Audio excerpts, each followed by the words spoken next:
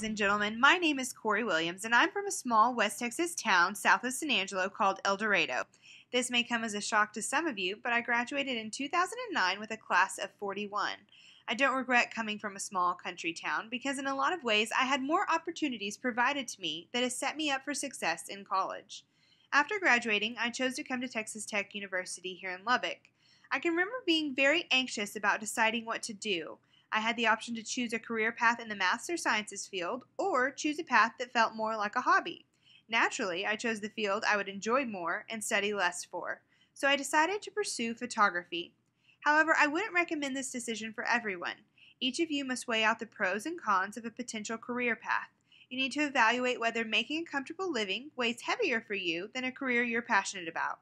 Don't worry, you're not heartless if you answered yes. It's a valid question. If you want a solid, dependable, decent living, the creative industry may not be the best fit for you. Therefore, I would suggest prioritizing your needs and making a decision accordingly.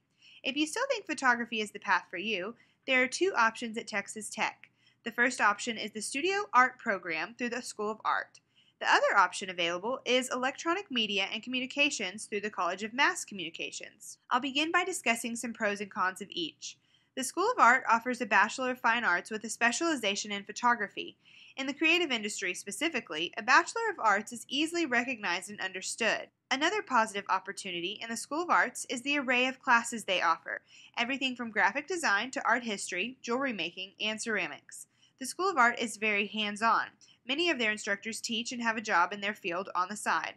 One downside to majoring in photography through the School of Art is their approach. They focus primarily on creativity. While this may seem appealing to students who want the freedom of expression, it's not very marketable after graduation. From a purely practical standpoint, turning a photography degree from an art school into a career can be challenging. Another downside to the School of Art is how a student's success is dependent upon their basic art skills. If you don't like to draw or paint, or you're not interested in art history, then I would suggest veering away from this path.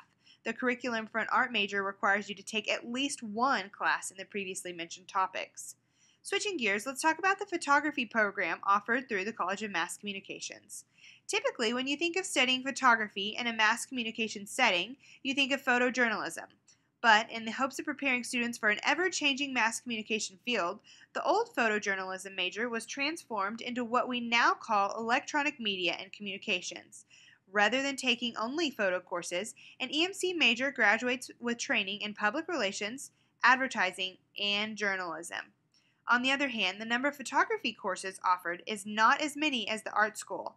Even though a photo class may be listed in the curriculum, it may not be offered more than once every 3 semesters. This can put you in a bind when you start preparing to graduate if you haven't gotten your ducks in a row early on. There are benefits and pitfalls of both programs. The School of Art offers a wide variety of photography classes, but the Mass Communications program trains a student in all areas of mass communications, thus making themselves more desirable in the job market.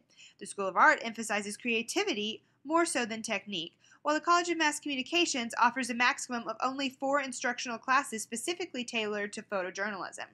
In later episodes, I interview 2 graduates of Texas Tech and ask their opinion on this matter. They're both professionals, but represent different segments in the industry. Thank you for listening, and I hope this podcast helped navigate the sometimes complicated world of college. If you have any questions, you can always find me on Facebook.